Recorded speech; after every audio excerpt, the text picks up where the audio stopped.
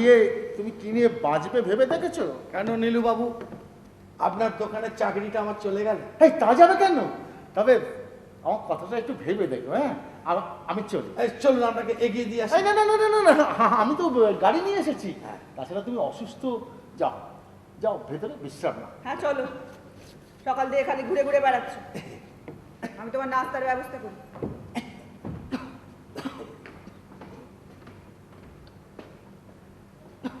এসো।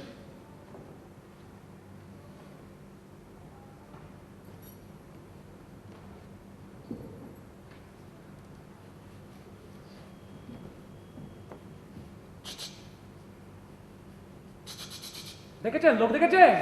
আরে বাদ দাও না। এসো। কি হয়েছে? শোনো। হ্যাঁ বলুন। তোমার সঙ্গে আমার কিছু কথা আছে। আমার সাথে? হ্যাঁ, একটু গোপনীয়। বলুন। এই আমাদের দেগঙ্গা একটা মদের ঠেক আছে, তো ওস্তাদ প্রতিদিন ওখানে যায়। মানে ও রাতে কাজ করে, তো ওর একটা পাইট লাগে আর কি। হ্যাঁ, সে যাক। কিন্তু ওই মদের ঠেকে একটা পেশা মেয়ের সঙ্গে পরিচয় হয়েছে। এই কি বলছেন কি আপনি? হ্যাঁ, একদিন মেয়েটা এসেছিল দোকানে ওকে খুঁজতে। হ্যাঁ, আপনি কি বলছেন? আমি তো কিচ্ছু বুঝতে পারছি না। এই তুমি ভাবছো আমি দিলদারকে দোষারোপ করছি? তবে ওর মতো মানুষ হয় না। কিন্তু তুমি তো জানো না যে ওই ধরনের মেয়েরা কিরকম সাংঘাতিক হতে পারে।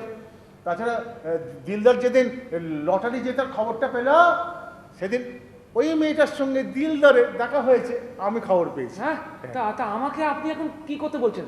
তুমি হ্যাঁ, তুমি ডলিকে বলে রাখো।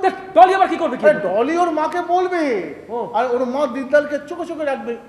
তাছাড়া ভেবে দেখো, ওই লটারির টাকাটা পাবার পর দিলদারের মতিভ্রম তো হতে পারে। হ্যাঁ বলো। তাছাড়া তখন ওই ধরনের বিশ্ব মেয়েরা কি না করতে পারে বলো। হ্যাঁ